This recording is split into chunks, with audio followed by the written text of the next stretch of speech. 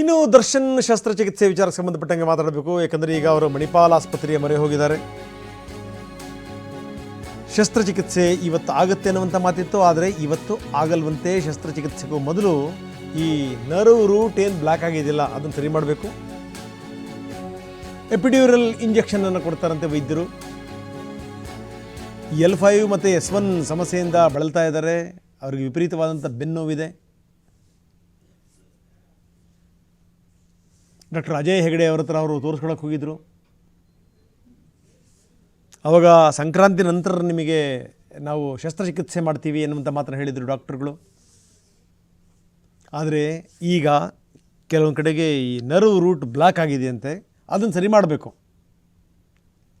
ಅದನ್ನು ಸರಿ ಮಾಡಿ ಮೊದಲು ರಕ್ತ ಸಂಚಾರ ಸುಗಮ ಆಗಬೇಕು. ಅದಾದ ನಂತರವೇ ಶಸ್ತ್ರಚಿಕಿತ್ಸೆ. ಯಾಕಂದರೆ ಈಗ ಏನಾದರೂ ಒಂದು ನಿರ್ಧಾರಕ್ಕೆ ಬರಲೇಬೇಕು.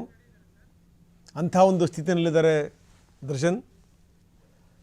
ಬನ್ನಿ, ನಮ್ಮ ಪ್ರತಿನಿಧಿ ದಿಲೀಪ್ ಈಗ ನಮ್ಮೊಂದಿಗೆ ನೇರ ಸಂಪರ್ಕದಲ್ಲಿದ್ದಾರೆ. ದಿಲೀಪ್, ನಾವು ನೋಡ್ತಾ ಇದ್ದೀವಿ ಇವತ್ತು ದರ್ಶನ್ ವೈದ್ಯರನ್ನು ಭೇಟಿ ಮಾಡಿದ್ದಾರೆ, ಹೆಗಡೆ ಅವರನ್ನು ಭೇಟಿ ಮಾಡಿದ್ದಾರೆ. ಆದರೆ ಇವತ್ತು ಶಸ್ತ್ರಚಿಕಿತ್ಸೆ ವಿಚಾರಕ್ಕೆ ಸಂಬಂಧಪಟ್ಟಂಗೆ ಯಾವುದೇ ನಿರ್ಧಾರಕ್ಕೆ ಬಂದಿಲ್ಲ. ನೋಡಿ, ಅವರೀಗ ಒಂದು ನಿರ್ಧಾರಕ್ಕೆ ಬರಲೇಬೇಕಾಗಿದೆ. ಇಲ್ಲಿ ತನಕ ಯಾಕಂದರೆ ಅವರಿಗೆ ಜಾಮೀನು ಸಿಕ್ಕಿದ್ದೇನೆ ಅವರು ಶಸ್ತ್ರಚಿಕಿತ್ಸೆ ಒಳಪಡ್ತಾರೆ ಅಂತ. ಅದಾದಮೇಲೆ ಏನಂದರೆ ಈ ರೆಗ್ಯುಲರ್ ಜಾಮೀನು ಸಿಕ್ತವ್ರಿಗೆ ಪ್ರಶ್ನೆ ಬೇರೆ. ಆದರೆ ಸುಪ್ರೀಂ ಕೋರ್ಟಿನ ಕದ ತಡ್ತಿರುವಂಥ ಇಂಥ ಸಂದರ್ಭದಲ್ಲಿ ದರ್ಶನ್ ಆರೋಗ್ಯದ ಸ್ಥಿತಿಗತಿಗಳೇನೋ ಅನ್ನೋ ವಿಚಾರಕ್ಕೆ ಸಂಬಂಧಪಟ್ಟಂಗೆ ಒಂದು ಕ್ಲಾರಿಟಿ ಬೇಕೇ ಬೇಕಾಗಿದೆ. ಏನಂತೀರಿ ದಿಲೀಪ್?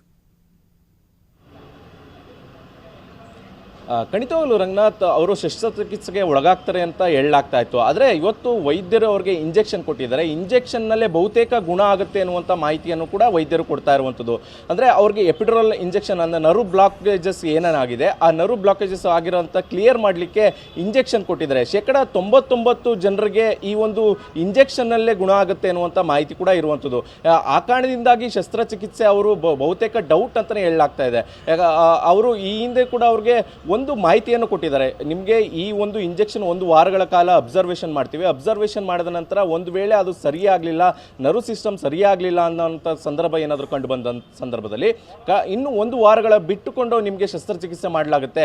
ಇದಕ್ಕೊಂದು ಕೂಡ ಕೌನ್ಸಿಲಿಂಗ್, ಮನೆಯವ್ರಿಗೂ ಕೂಡ ಕೌನ್ಸಿಲಿಂಗ್ ಮಾಡ್ತೇವೆ. ಯಾಕಂದರೆ ಇಂಜೆಕ್ಷನ್ ಕೊಟ್ಟ ನಂತರ ಒಂದಷ್ಟು ಸೈಡ್ ಎಫೆಕ್ಟ್ಗಳಾಗುತ್ತೆ. ಆ ಸೈಡ್ ಎಫೆಕ್ಟ್ ಆಗಿರುವ ಕಾರಣಕ್ಕೋಸ್ಕರ ಮನೆಯಲ್ಲೇ ವಿಶ್ರಾಂತಿ ಪಡೆದುಕೊಳ್ಬೇಕು ಅನ್ನುವಂಥ ಕೂಡ ಮಾಹಿತಿಯನ್ನು ಕೊಟ್ಟಿರುವಂಥದ್ದು.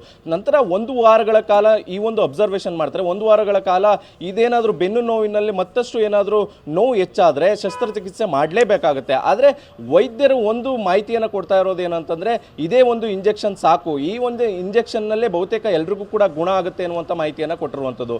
ಒಟ್ಟಾರೆಯಾಗಿ ಈಗ ಆಸ್ಪತ್ರೆಗೆ ಅವರೊಬ್ಬರೇ ಬಂದಿದ್ರು, ಅಂದರೆ ಸ್ನೇಹಿತರ ಜೊತೆ ಬಂದಿದ್ರು. ಮುಂದಿನ ವಾರ ಬರುವಂಥ ಸಂದರ್ಭದಲ್ಲಿ ಇಡೀ ಕುಟುಂಬಸ್ಥರ ಜೊತೆಗೆ ಬರ್ತೇವೆ. ಒಂದು ವೇಳೆ ಶಸ್ತ್ರಚಿಕಿತ್ಸೆಯನ್ನು ಮಾಡಬೇಕಾದಂಥ ಸಂದರ್ಭದಲ್ಲಿ ಏನಾದರೂ ಅವ್ರ ಕುಟುಂಬಸ್ಥರಿಗೂ ಕೂಡ ಕೌನ್ಸಿಲಿಂಗ್ ಮಾಡ್ತೇವೆ, ಜೊತೆಗೆ ಅವ್ರಿಗೂ ಕೂಡ ಮಾಹಿತಿಯನ್ನು ಕೊಡ್ತೇವೆ ಅನ್ನುವಂಥದ್ದು ಈ ಮಾಹಿತಿಯನ್ನು ಕೊಟ್ಟು ಕಳಿಸಿರುವಂಥದ್ದು ರಂಗನಾಥ್. ಓಕೆ, ಧನ್ಯವಾದ ತಮ್ಮೆಲ್ಲ ಮಾಹಿತಿಗೆ.